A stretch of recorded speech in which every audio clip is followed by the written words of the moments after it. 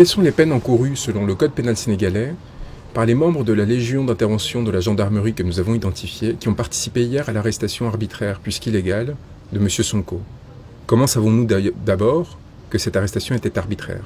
Tout simplement parce que le ministre de l'Intérieur, Antoine Félix Diome, l'a admis dans une intervention à la télévision, en indiquant qu'il ne s'agissait pas d'une arrestation, alors que les images le montrent clairement, mais d'un transfèrement décidé sans base légale et qui aurait été éventuellement expliqué, sinon justifié, et en tout cas en aucun cas fondé, par la découverte, une fois l'arrestation intervenue, donc, de billes et de lance-pierres dans la voiture de M. Sonko. 10 à 20 ans de détention à des travaux forcés.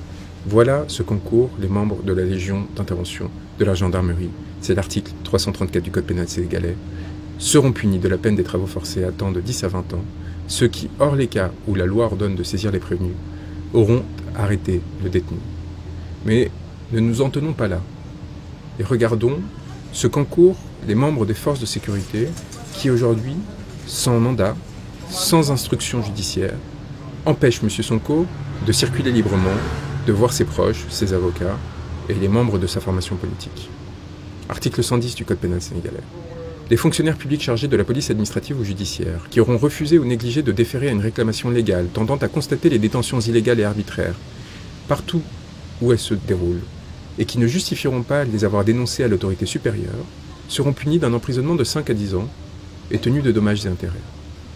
Seront également punis, article 113, de la dégradation civique, tous procureurs généraux, procureurs de la République, substituts, juges, officiers publics, qui auront retenu ou fait retenir un individu hors des lieux déterminés par le gouvernement ou par l'administration publique, sans qu'il ait été préalablement mis également en accusation.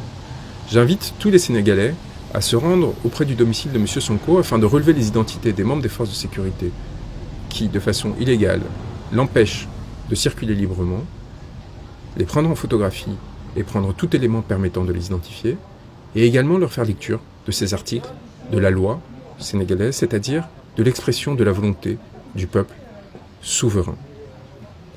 J'invite également le ministre de la Justice, qui a balayé d'un revers de main le travail que nous sommes en train d'effectuer concernant la Cour pénale internationale, à s'inquiéter de ce que son pouvoir ne perdurera pas, et que nous avons grande confiance dans le fait que bientôt, de nouvelles autorités politiques cherchant à mettre fin à l'impunité et aux exactions qui ont coûté la mort à des dizaines de manifestants au Sénégal depuis 2021, privant de leur liberté ou blessant des centaines, voire des milliers d'autres, et bien que ces efforts ne se tourneront pas seulement vers la Cour pénale internationale, nous avons de solides relais, mais également vers les juridictions nationales de l'ensemble de la CEDEAO et de l'Union européenne, et enfin, évidemment, lorsque la transition politique interviendra, au sein des juridictions locales. Et qu'à partir de là, ces inquiétudes devraient être un peu plus prononcées, car en tant que garde des Sceaux et ministre de la Justice, il a une responsabilité directe dans les exactions qui viennent d'être commises.